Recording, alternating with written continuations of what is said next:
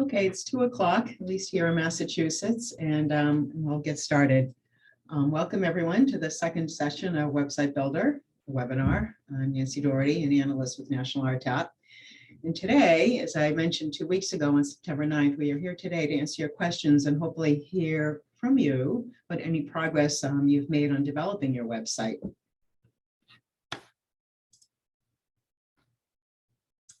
So I'm sure you're all familiar with Zoom at this point, but if you need any help with audio, there's a little button down in the lower left on the tab you can use to adjust your settings. You can also use your computer audio, or you can call in using one of the numbers above. If you do call in, make sure you use the ID shown on the screen. So it looks like there's only 9 of us right now, which is somewhat not unexpected. We had something like 40 people on the first webinar, and this is advanced topics, and we're here to answer your questions. So I'm going to allow you all to talk. I'll fool around with those settings in just a minute as when Justin starts. But I want people to feel free to jump in and ask questions. And he's going to present on a few. If you don't have a lot of questions, he's going to demonstrate a few other things that Mitch didn't get to last week. Lastly, I want to mention that the slides and a recording of this presentation will be on our website in about a week. I did introduce National RTAP in our last webinar, so I won't go into a lot of details, but I do want to remind everybody that the National Rural Transit Assistance Program, commonly known as National RTAP, is a technical assistance program funded through the FDA, or the Federal Transit Administration. The center supports rural and tribal transit around the country by providing free training materials and transit-related resources. And several tech tools that we're going to talk about, including the one today, Website Builder 3.0. And as a reminder, because it's important, we provide free website hosting, assuming the website is developed with Website Builder 3.0.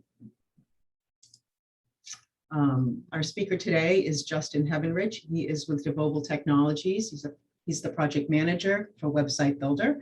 You heard him speak on September 9th, and he'll be filling in and covering some of the material that Mitchell did on the 9th, but Mitchell was not able to join us. He decided to go on vacation instead. Justin's got over 7 years of technology experience in various roles, from programming and design management. And he's been assisting all of you rural transit providers with website design, technical support, and technology resources since 2017. So I thought very quickly we could do a quick poll and just kind of see how people did in the past 2 weeks. If they actually, if you used Website Builder and if you got started. So I'm going to launch that now. So did you begin a website using Website Builder since our first webinar?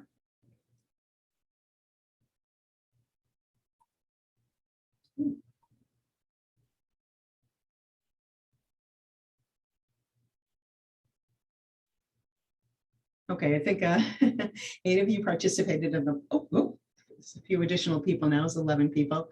And it looks like, so I can show you the results. One of you got started and everything's going pretty well so far. Another 4 got started, which is great. I'm really glad to hear that, but need some help. And then one of you is going to get started, hasn't started yet. And then, but will soon, I'm sorry. And then 6 of you have not started at all yet, but hopefully we'll get started soon. So that gives us an idea and gives Justin an idea of where we are.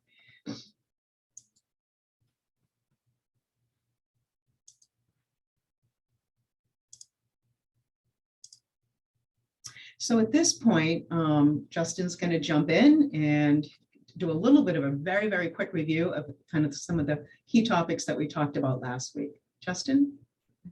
Yeah, thank you, Nancy, for the opportunity to talk again on this. I'm excited to see that many of you did get started, and I'd love to use this time to help those of you who said you need a little help or you're stuck to get over that hump and keep moving forward.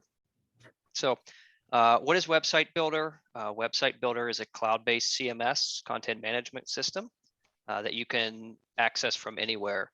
So you can edit your site on your phone. You can build your site on your iPad, desktop. This is not something where you have to be in a specific location or a specific type of machine to manipulate your website. So I know a lot of you are very busy during the day, so this is something you could definitely do sitting on your couch in the evening if you wanted to. Website Builder has transit-specific content. So there are a lot of great website building tools out there. Our goal is to rival those in terms of features, but provide transit-specific helps that make your life easier. Where can I access Website Builder to get started? Yeah, I'll show that in just a moment. That'll be one of the first things I'll show. And we have free technical support. So if I don't get to your question this time, or you come across more things that you'd like answered, there are quite a few different ways to get in touch with us. You can email. We have a live chat tool on the website with a technical support option. So you can chat in, pick tech support, and we'd be happy to help you in real time. There's also a phone number as well. Most of this is review, and you know it if you've tried it. We've got transit-oriented templates, drag and drop interface, so you don't have to touch any code or anything like that to make your website. We have built-in tools like forms, pop-ups, tables, accessibility that are built into the tool by default, so you don't have to install extra plugins, things like that, to get the things that you need. We have stock images, including transit-specific stock images from our wonderful marketing toolkit that the National RTAP team has put together. So if you don't have a lot of great photos, don't let that stop you. You can get in and use our photos. And we have out-of-the-box search engine optimization. So if you have a website with us, hopefully your writers can find you, and we'll talk a little bit more about that today. And just a quick review of the best practices. So these are some things that we'll hopefully touch on today as well.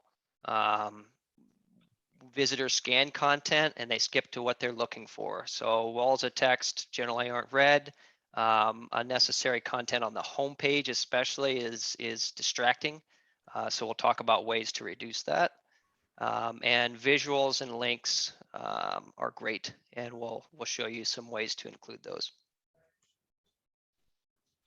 All right, I think that's,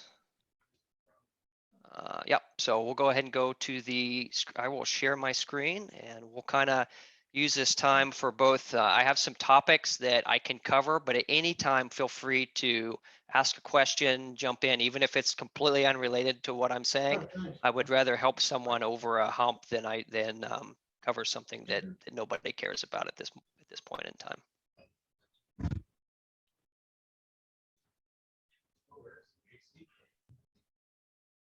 You able to share your screen, okay? Yep, getting there. There we go. There we go. Yep. Okay, I'm just going to move a couple things around here out of the way. Okay, so what you should be seeing now is I'm in the editor on one of our templates, and I'm going to show you real quick how I got here. So if you go to nationalrtap.org, which you should be seeing now, and you mouse over the resources tab here, and I would recommend doing this initial setup on your desktop computer.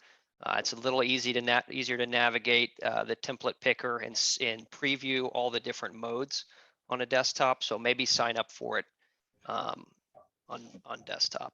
And then under technology tools, you can click on Website Builder. A couple of options here. So you have create my website and log into my website. If you already have a site, this is where you'll go to get back to your site once you get started. If you forget your password, there are password reset options there. Create my website will take you to our template chooser, where we went through these last time, so I won't spend much time on them. Today's demo will be using option 6.1, which is a fixed and demand response with trip planner. So this is pretty much everything in the kitchen sink. Some of the other ones are simpler. If your agency doesn't have schedules, you might want to get a template that doesn't have that. But this one will have everything just for the sake of this demonstration. So I'm not going to do it now, but if you were to click Start Building, you'd fill out some information. It would create an account for you, and then you would get an email to set up credentials to access the site later. Then you'll be dropped into the editor. It'll look just like this. I am logged in as an administrator, so I have a couple of left menu items that you do not have. So don't be afraid if yours looks just a slightly different than what mine does. That's because I'm on the administrator side there. So the first thing, do we have any questions, Nancy? I kind of lost my Zoom. No, not yet, but please feel free to either unmute yourself or raise your hand or put a question in the Q&A. This is supposed to be office hours, if you will. Yeah. Okay. So what I'm going to do is I'm just going to go through some questions that we get asked a lot. And the first thing is, how do I get started? If I'm going to, I'm in the editor, I've got this template. What's the first thing that I should do?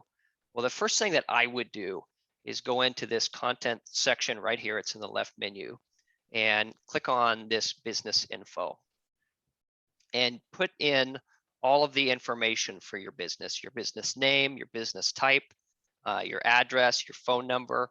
You can upload your logo, email, social media, whatever you have. So if you just have Facebook, you just kind of select these here and you can turn them on and off.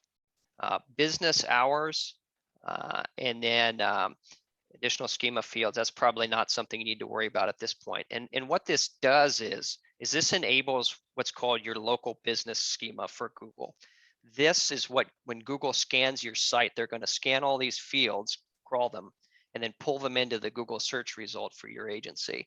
And it'll populate, when somebody searches you on Google Maps specifically, all those contact information fields will be populated based on what you have in here. So if you have something weird showing up on Google that you're like, where's that coming from? This would be the first place I would check and try to get it right. So this template out of the box has some dummy data in here. I would come in and get all that out, put the real deal in here so that you're ready to go and you don't have any surprises later. Hey, Justin, we've got a couple questions actually. Okay, yeah. The first one I'm gonna let is from Kristen Galbraith. Okay. Hoping. Kristen, I think you should be able to unmute yourself. There you go. Okay. I just had a quick question. We aren't in the process of setting this up yet, but we will be. But on others that I've worked on, when those social icons come on for Facebook, where do you get that exact address that you have to put in so that it links properly? I've always had issues with that. And we do have a Facebook page for our transit system. Yeah, that's a good question. What I would recommend doing is visiting your Facebook page in a browser that's not logged in as you. So visit your Facebook page as a visitor and then copy whatever's in the URL box when you're viewing it as a visitor. And a real easy way to do that is to open up an incognito tab if you're in Chrome, or in private if you're in Safari, and it will kind of show you as logged out, and then just grab that URL there and that should work for you. Okay, that's good to know. Yeah, if you still have problems, let us know, but that's generally the best thing. Yeah, when you're logged in, I think it does give you a little bit different URL structure when you're viewing the page. Okay, thank you. Thanks, Kristen. Justin, we had another question, though. I think you're going to be getting to it a little bit later, and that's about, is there a way to allow clients to upload documents securely? And I think when you get to the forms. Yeah, so in the form tool, which I'll show you later, there's an upload document feature. Usually this question revolves around employment documentation. So there is some availability for that. And securely is they would be limited to whoever has access to your website builder account. Okay. Let's see here. I'm gonna close this out. The next question we get a lot is the main banner on the website. The trend now is to have one of these really pretty banners, as you can see here, that spans the whole width of the site and sort of stretches as the site resizes based on different devices. The problem is, if you've ever used a website building tool before, they include some photo that looks fantastic out of the box in this space, but as soon as you swap it for your own photo, it looks terrible and you can never get the right look. This happens all the time. I'm going to show you kind of how you can fix that. So this, if you click into the row, and Mitch demoed the system of rows and columns last time, so I won't go into that, but it's always up here in the left corner. So the row has design features. So if you click edit design, we have a background option for the row, and this is where you'll set that photo background. You also have a color option. You can also do a video if you want. So I'm going to add another image. So we've got a slider going right now with 2 really nice images. I'm going to add a third. So let's click add image here. And this kind of gives you a chance to see the library of images that we've included. So there are a lot of transit images. I think there are some down here I saw earlier of, yeah, I like this one of the bus in the field. So I'm going to click done on that. But what you'll notice happened, you just saw it there. Let me let it scroll back through. It cuts the bus off and you're getting a lot of sky and mountain here. So how do you fix that? So you go back to in the column. So this is something that you should keep an eye out for. So there's also a column here. So it's, if you just click on that, sometimes you'll get into the column. You want to make sure you're into the row, whereas the column has its own set of design options. So I'm going to click edit design in the row, go back to add edit images for the background, click on the image I just added, and then click this edit button over here. And this is a feature we're excited about. So you have a mini version of Photoshop, if you will, right in the tool. So you don't need to take your image out, download it, edit it, and then re-upload it. You can do all that basic editing right here. So I'm just gonna transform this, click transform, and I'm gonna crop this image down. I'm gonna take out a lot of that sky, down to about right there. And then to save this, I'm going to click this little arrow and then go up to save and close. So you can see what I've done here is I've made the image a lot shorter and wider so that it fits a wide banner better. So what we'll see happen here when we save and close this.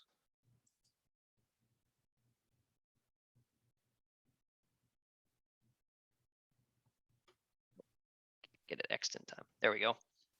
So we'll let it rotate back to that image. And now you've got the bus sort of much more front and center.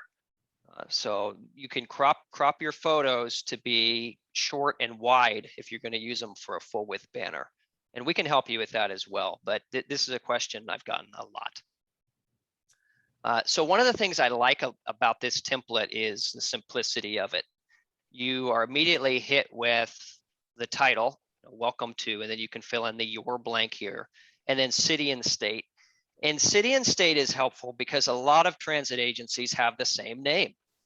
So somebody will know immediately as soon as they hit your website where you're at, because cities have the same name. You just want to, Jefferson Transit is a very common one. I've actually, since I've been working with agencies, been on the wrong website trying to help the client, and it's not even the right one. So putting your city and state front and center, it's very important. So this banner basically tells your visitor where they're at. I am in the right place. Okay, great. Justin? What's the next? Yes. Sorry, we do have another question and it's related to templates, so it seems like a good time to ask it. Okay, perfect. It sounds like someone already has a website through us, through National RTAP, using Website Builder, but wants to use a template to update the layout. So I think she's looking to almost start over again using one of these templates. Is that, how would one go about doing that? Yeah, if you have a live site with us right now, like your site is published, and I would recommend reaching out to us, and we will actually set you up with a second site on your account so you can work in tandem. If you don't have a live site, so you've started development but you just want to switch templates, we can switch the template for you, or you can do some things within the editor yourself to get pretty close. But if your site is live and you've got visitors coming to it, we'll set up another site for you, and then we'll help you do the domain switch over when the time comes. I hope that helps. Thanks. Yeah. Okay. Yeah, that's from Phyllis. I just saw that. Yeah, I'm familiar Yeah. with that site. Fantastic. Okay. This next section, the boxes, routes and schedules, fares and passes, service alerts, calendar. These are things that we felt like were very important. And this is your writer lands here. These are probably the top 4 places they're gonna want to get to. This might change a little bit if you don't have routes and schedules. You know, you might adjust these as needed for your particular situation. These are icons. So one of the things you can do is just click change icon. So for instance, on service alerts, we've got this kind of document in here. I don't think that's particularly great, but so maybe we want like an exclamation mark, something like that. There you go. So that's pretty simple and straightforward to change. And then you can also link the icon to a page, and that functionality is right here below. So link to page, service alerts, and then you can just pick a page.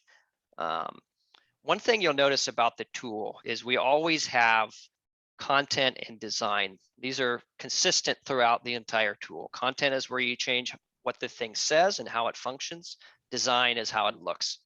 The link feature is always in the content section, and you can link to a lot of things. So you can link to an inner page, you can link to a website, you can fire a pop-up, you can link to an anchor, which we'll talk about, email address, click to call. So that's where you actually set it to where if you got a phone number and someone's on a phone or a device that has a dialer and they click the number, it will pop up and pre-populate the dialer. So you want to make sure you have that on your phone numbers, not just the number sitting around. And then also a file for download, which you can upload right here.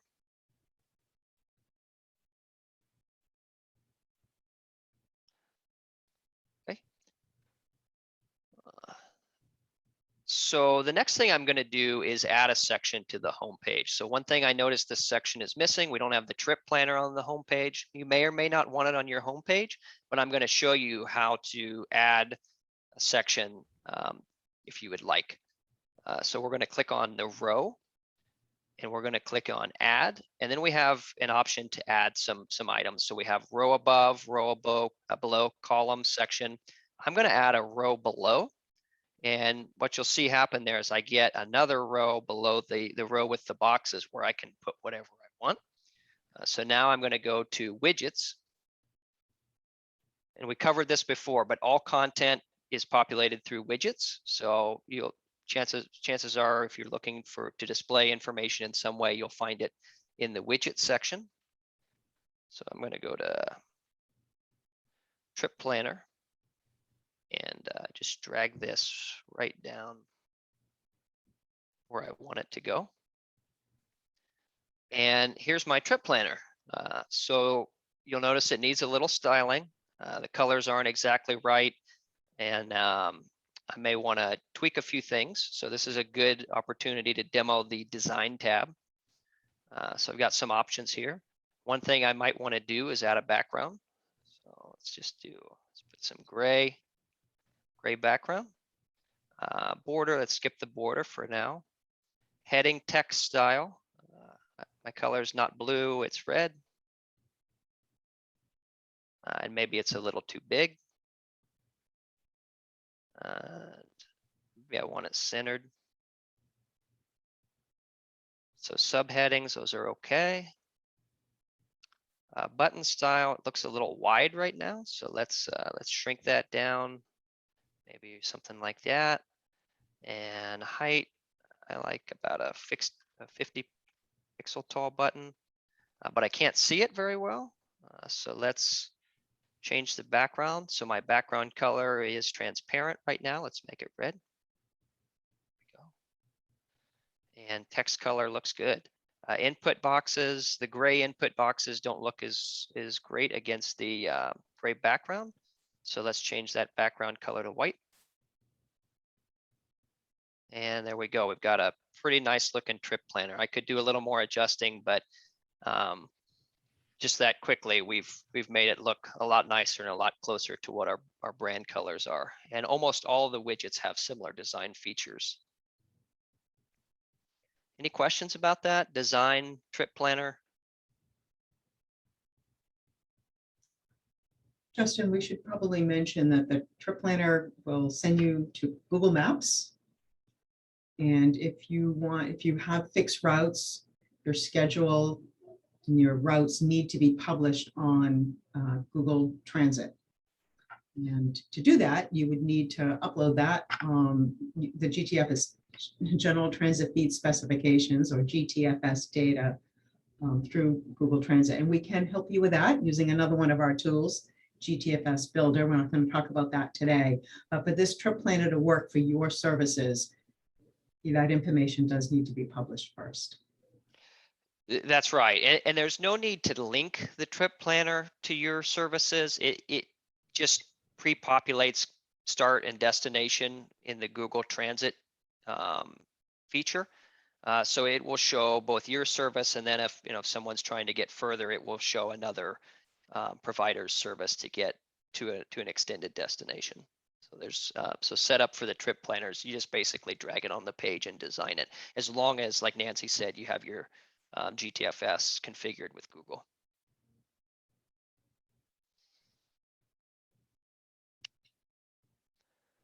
Okay. This About Us section down here is toward the bottom of the page, where it's not quite as important. So this is a good spot to put information that's important about your agency, but not critical. So what I'm going to use this section to demo is how things can display differently on desktop and mobile. This is a question we get quite a bit. So on desktop, what you can see that it looks okay. It's a wall of text, but that's okay. It's not overwhelming. It's at the bottom. It's not keeping you from seeing anything else. But let's look at the same thing on mobile. So on mobile, that same wall of text becomes huge. So it encompasses almost the entire screen because the text responds. So maybe you might say, I don't really want half of my homepage being this wall of text here. So you have some options. What can you do? So one thing you can do is, if you click on the row, and just about any element on the website has this functionality, you can hide it on a device. So if you said, hey, I really don't want this on mobile at all, just hit hide on mobile. So now you go from trip planner to contact us. Nobody on mobile wants to see that, so we've hidden it. To view hidden sections, there's this little eyeball with the X over here in the left menu. You click that, and it will show you a section that you've hidden, so it's not gone forever. But what if you said, I want to show something different on mobile. I want this, but not as much. Let me show you what you can do. So you can copy the row and then go right back into the row and click paste. So now we have a duplicate of the row. And you might say, on mobile, I only want to show one paragraph. I don't want to show the other two paragraphs, just this section. So what you'll do is you'll go to this row, the row you duplicated, go to hide on device, and you're going to hide that on large desktop and hide it on small desktop and tablet. And then you'll go to this other row, the one above with more information, and you'll hide that on mobile. So now on mobile, we have the smaller section, but on desktop, we have the more complete section. So this is a good way, if you have a section that you're just in love with on desktop, it looks great, but on mobile, not so much. You can completely show something entirely different on mobile, different styled section. Questions about that?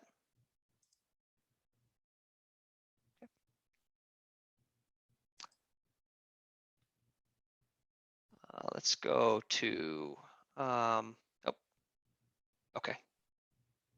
Thanks for that feedback, Carrie. So this template, again, has a lot. You can see we've included just about anything you could ever want: board of directors, service alerts, history. you probably won't have all this. We have some sites on the platform that are much larger than this, but initially don't be overwhelmed and think, hey, I've got to have content for all these pages. You don't. And let me show you what you can do. So if you say, hey, I want these pages for the future, but I don't want them visible right now. I'm going to show you what you can do. So you can go to the page. So if you go under pages, here's your list of pages. Let's say I don't want to show the calendar page right now. I'm going to have a calendar down the road, but I don't have it set up. I don't need it to launch. You can hide and show it in the navigation. So you can click hide on all. So the page still exists. You just can't see it from the menu. And the other thing you want to do is go down to where it says SEO and check this box that says no index. So what that will do is it prevents Google from crawling the page. So someone can't find this via a search engine either. Between doing those two things, you've basically made it to where no one can find the page, but it still exists on your site. I'm going to turn that back on because we might look at it here in just a minute. So one of the things that always stops a lot of our clients from going live is they just don't, they're not done yet. They don't feel like they're done. I would encourage you to get a minimum viable product as soon as possible. Otherwise, you'll never be done. Try to get your home page. You can hide everything else in the menu if you want to, but at least have your home page that's got basic information, location information, a little bit about who you are, and maybe the couple of things that you're legally required to have on there. Publish that, and then you can always build on it later. But if you try to have everything done, you know, it's just not going to happen. It's better to start small, add later. Service alerts. So this particular template has a service alerts page. There are a couple of different ways to go about this in Website Builder. So you can put your service alerts on a page like this, and then of course there's the box on the home page that can link to that. It doesn't really jump out at you, but it's there. The other thing you can do is we have this feature called Personalize. And personalization allows you to create a rule. And a rule is something's going to happen on your site that is different than what would normally be happening. It's not a permanent fixture on your site. It's just something that's temporary. And one of the things you can do is a pop-up. So I'm going to select the pop-up rule. And then I'm going to click Edit Rule. And you can set some triggers here. So you can set a time, you can set a location, you can set a device type. And then there's like first visit. So if you want first-time visitors to see a pop-up, you can do that as well. Time is great because you can pre-schedule a pop-up to happen. So if, you know, this Friday, there's going to be a road closure, so there's a route down. You can come in here and configure that a month in advance if you know it. Create your pop-up and schedule it to only appear at a certain time. So let's just set the date as tomorrow. And it's an all-day thing. And let's change the end time. So let's say things are going to be back to normal on on Monday. And we're all set there. Let's do next. And then you've got some options. So you can choose where it's going to appear, and then you can show the pop-up. And then it should take me into a pop-up editor, just like this. So you can come in here and you can say, drop down, put some additional information in here. And then maybe this is contact us or some other call to action. Maybe you don't want a button at all, you just close it. And this will pop up, you know, hit your visitor in the face as soon as they visit on Friday. But then on Monday, everything's back to normal, it shuts down. You don't have to remember to log back in early that morning or anything like that to turn off your pop-up. It's just, it turns itself off. So there's a lot of use cases for this personalization functionality. And as you dig in there, you'll see that it goes much deeper than what I've just shown you. Any questions about personalization or how you might use it? Think so?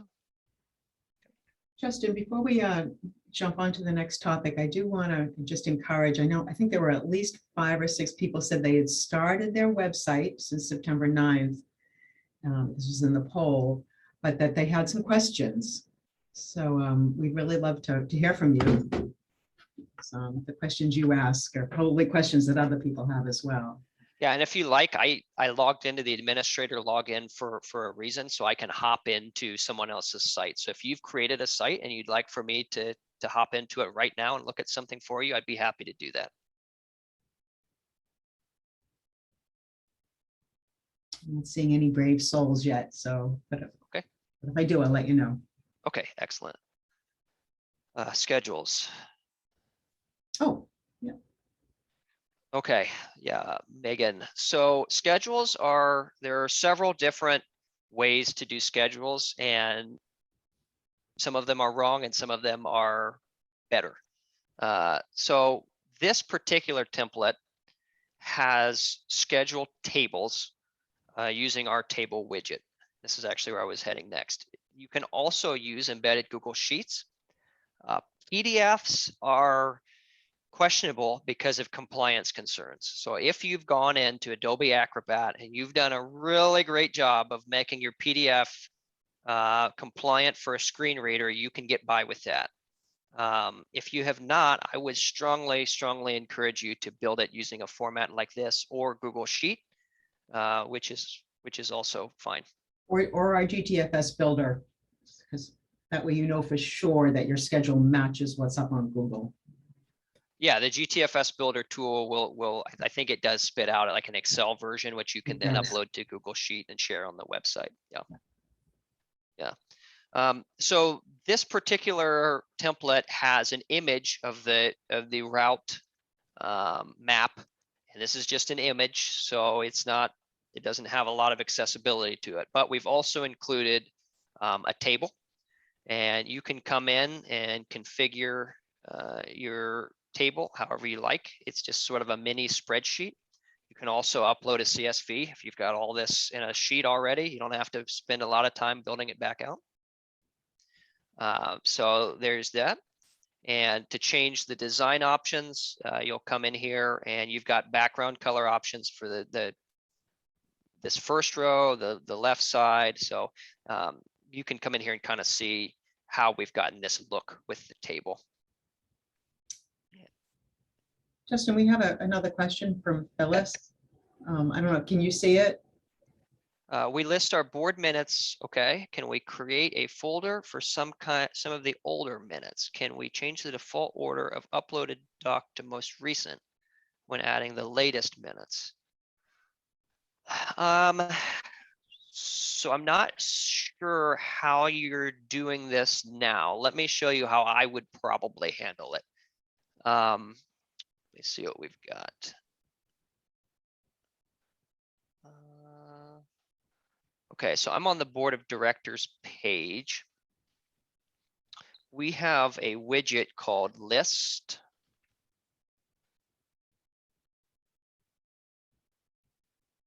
Sorry, I'm working with a trackpad here that doesn't want to cooperate. So this list is a really easy way to manage anything. So you got a list of items, board minutes, for example. If you come in here, you can click build your list, and it's including an image here. You don't have to show an image.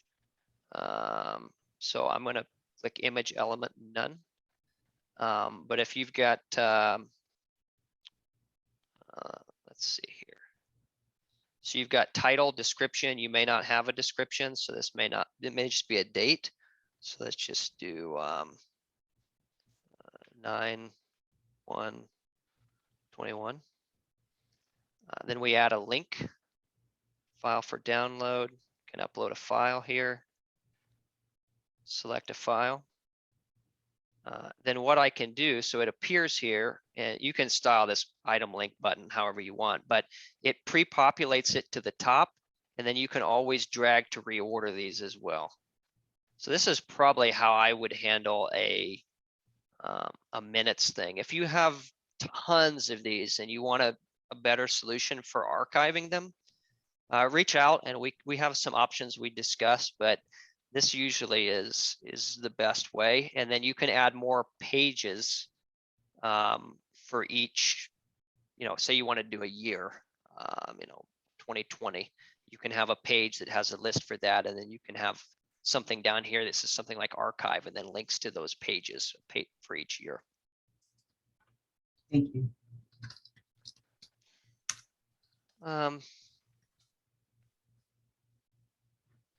So that kind of brings me to the next thing I was going to show you is we have a tool on the website called collections. So if you go to, thank you, Carrie. If you go to content and you go to site content, content collections, you can go to new collection. And this is where your website can display data from a database. And a database could be a Google Sheet, it could be an Airtable. We have our own internal collection, which is sort of a mini database inside of the website that has limited functionality. But this is a good way to manage large volumes of information. So board members is one that may or may not be a thing for you. If you have many board members and they're changing frequently, whatever, you may want to have a collection for that. So I'm going to do the demo this now. So I'm going to say board members, and let's call this name. Let's call this title, and let's do, we have some different field types in here. Let's call this image. Select the image field type.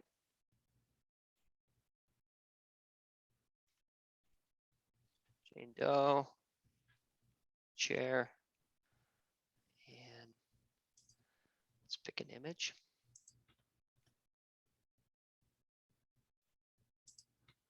There we go.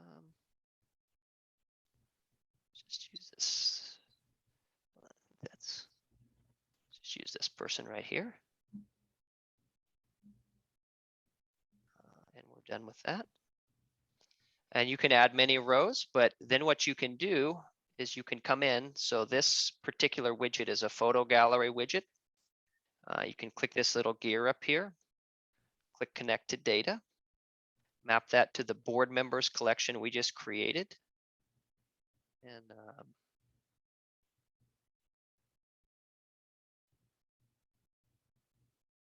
I think I have it turned on image. I think I might have the image show image setting turned off, but that person's image would be there as well if I had that turned on in the design settings. So this way you don't have to go to the page, manage that information. If you need to add a new board member, you just go to content, collections, click in your board members, and then come in and add your data and just click plus or delete a line, or you can reorder these here. So this is a way to manage large volumes of information. The reason I did not recommend this to Phyllis for her meeting minutes situation is because we don't have file upload as a field type yet. You can upload an image or a video, which I think is a link just to YouTube or Vimeo, but there's no file management feature in here yet. So that's coming. It's in the works, but it's just not here yet. So eventually you'll be able to come in here and manage your meeting minutes, but it's not ready yet. Any questions about collections or how you might use one?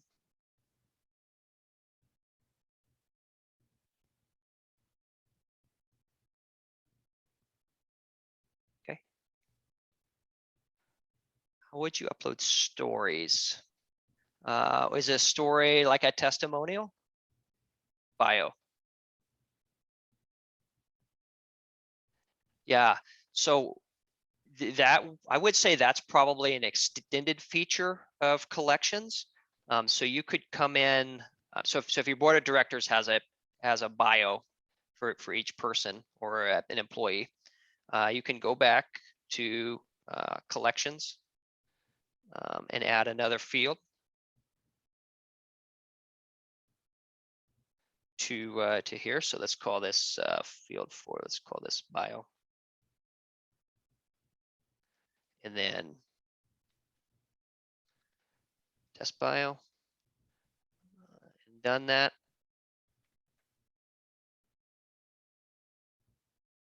That actually unlinked it. And then what you can do is you can go to pages. You can create a dynamic page, and that will build a page based on the data in the database. I'm not going to go into this now because it'd probably take me 15 minutes just to set it up. But if you're interested in this, I can show you how to do it outside of the webinar. But you can build pages based on rows in the database. So when you click through to Jane Doe's link there, it will take you to a page specifically built for her. So you build the page once, put a couple of variables in that page, and it will build pages for each board member automatically as you add them to the database.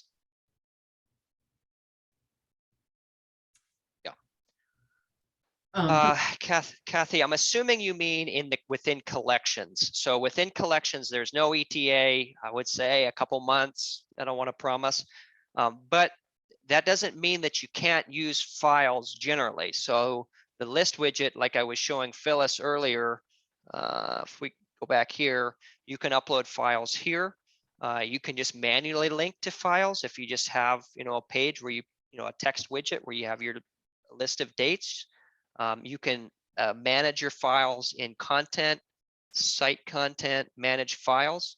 So all of your PDFs can live in here and be linked to.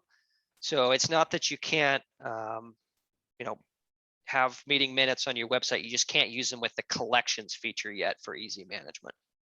And Justin, you could have a page for meeting minutes with a link to where you would show the current meeting minutes, and then maybe there would be a link for previous meeting minutes that would go to a different page, possibly. Yeah, I mean, if your website's up long enough or you have a massive archive of meeting minutes, it's not unreasonable to think that you'd have thousands.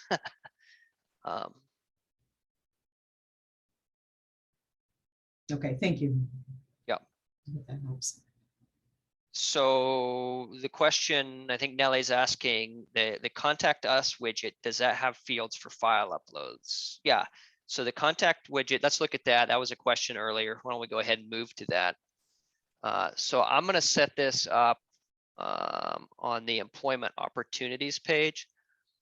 So currently in this template, we have an email resume button, which is set to automatically send an email to someone. That opens your email client in your browser on your desktop, Outlook, whatever you use. Let's say we don't want to do that. Let's add a form. So it's called contact form. So I'm going to drag that where I want it, right here. And I have some options here. So I can add a field. So the fields are places to enter data. And one of the field types can be file attachment. So I might label this resume.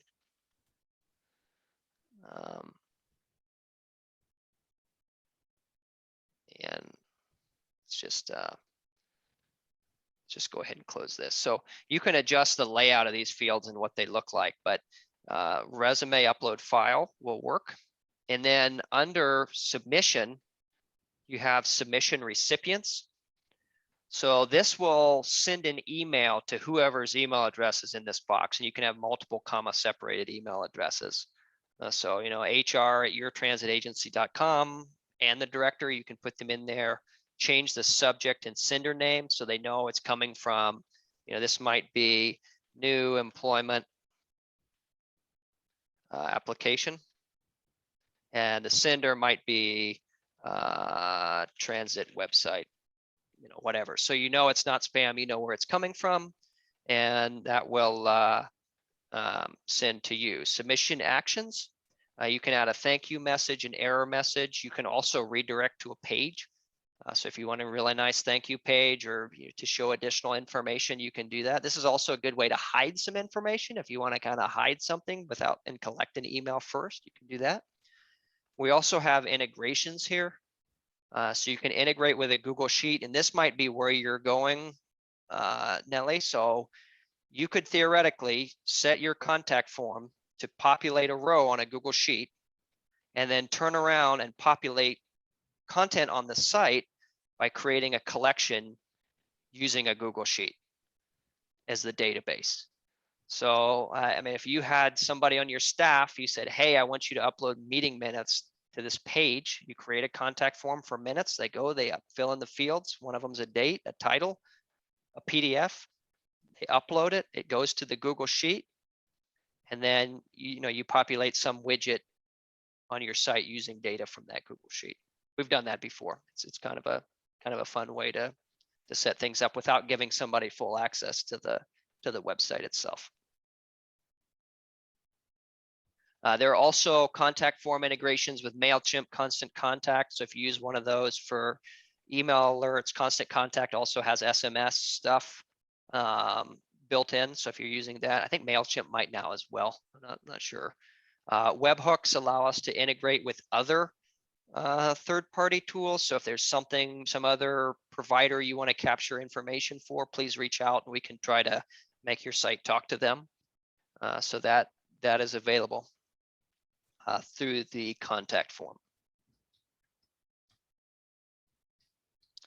Don't they have to log in to upload info on Google Sheets? No. So once the contact form is authorized using Google Sheets integration from the owner of the sheet, the contact form pretends that everybody who uploads an item from the contact form is the owner of the sheet.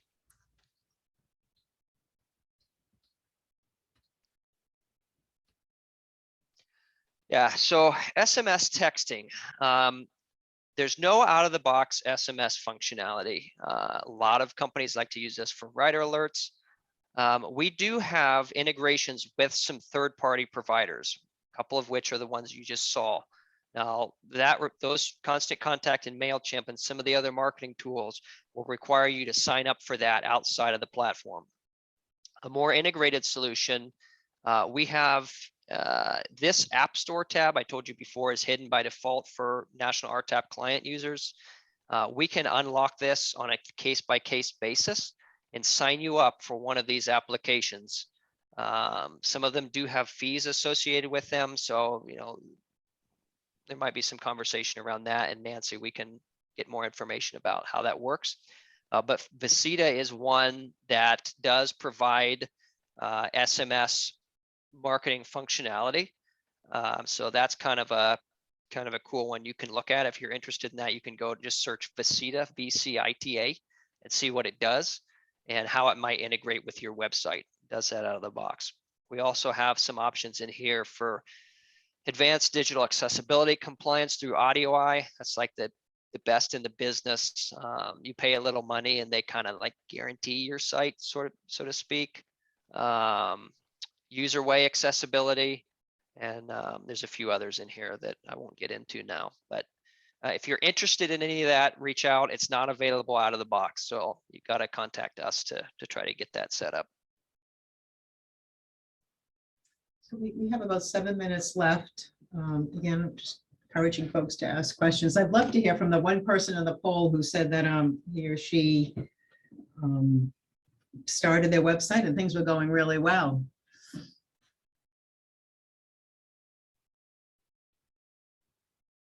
Well, it's your chance to brag a little bit. Yeah, I'd love to see it too. I could pull it up right now.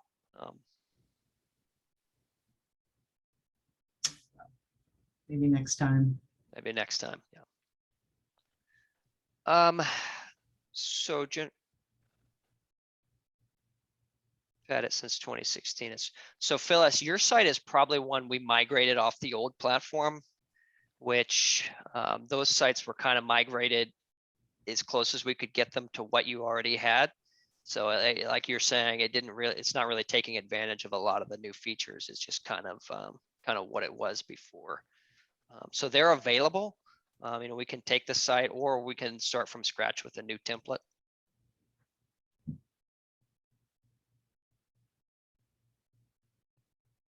Fares and passes. No. So the fares and passes are just, it's just a price table in this current template. Taking payment. believe we have some widgets. So there's PayPal, there's Stripe.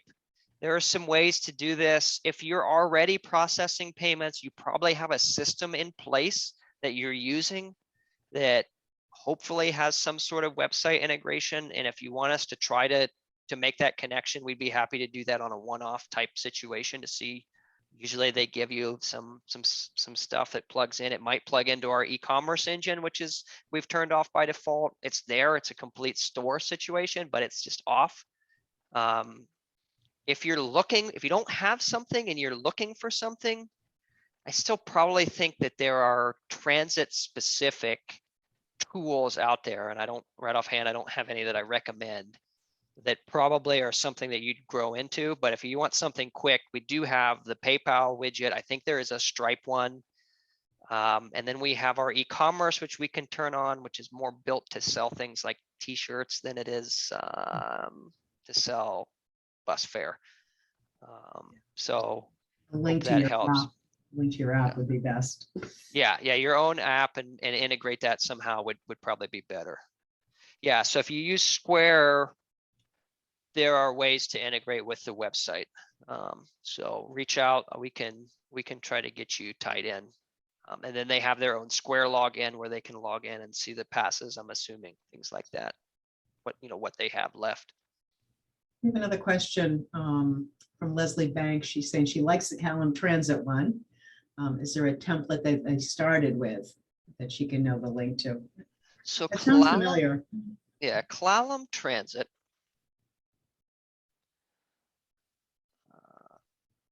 You demoed that last week, right? Yeah, so they have been very active, and they actually have some support from consultants as well. So they have a very nice site. I don't think we have a template that's built around this particular design and layout, largely because a lot of it's very specific to them. So they've got this banner where they're talking about their token transit app. So I don't know for sure, that might be something to explore if you're looking for a payment tool. I don't know anything about it. So they're kind of doing their own thing, and their website changes frequently. So yeah, it's a very complex website. So you can, if you like the look, the colors wise, and you can, if you have nice photos, you can get pretty close to that. But they have like a great logo. They have a lot of professional photography. So it's a good site.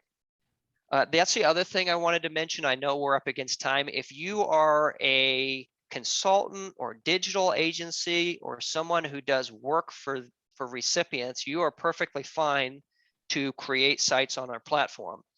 There's a couple different ways you can go about doing that. You can have your client set up the site and then give you login credentials. We can also add you as a user onto that client's site. There's no way for your client to log in and add you, but we can do that if you just reach out or have your client reach out and provide us with authorization. We can add you as a designer on the site and let you help manage that. And if you manage multiple sites, and there's normally a rule of one, we can help you kind of overcome that limitation as well.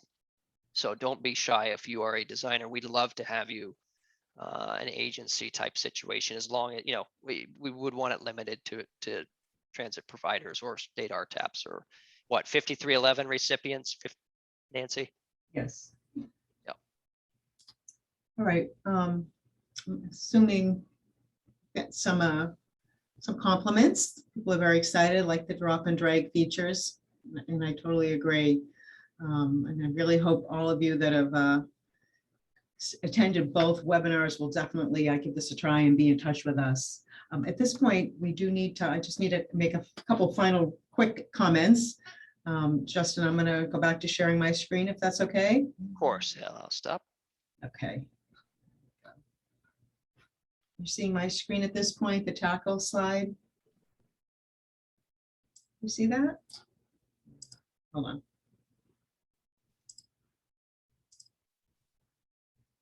There we go. Yes, yeah, there we go. Now we got it.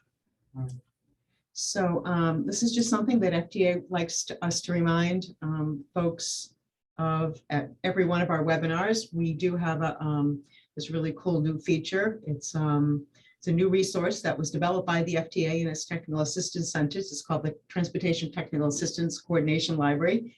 It's more commonly known as TACO. And it's basically an effective catalog and repository of resources related to transportation coordination. And it's available, made available through the FTA and the 5 technical assistance centers shown on the slide.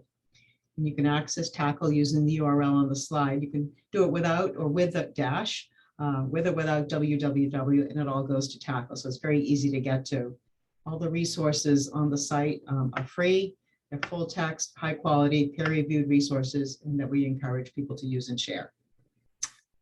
So that's what I wanted to say about TACO. A survey, just like last time, a survey will pop up after we close the webinar. And we really appreciate your input on what we did today. I think Justin did a great job and I gave you a lot of great information. But if you've got any feedback or anything we can do better, we certainly like to hear that. So again, thank you for attending and good luck with your websites. Let us know how we can help you. And have a great rest of your afternoon. And you so much. thank you again, Justin. Thank you.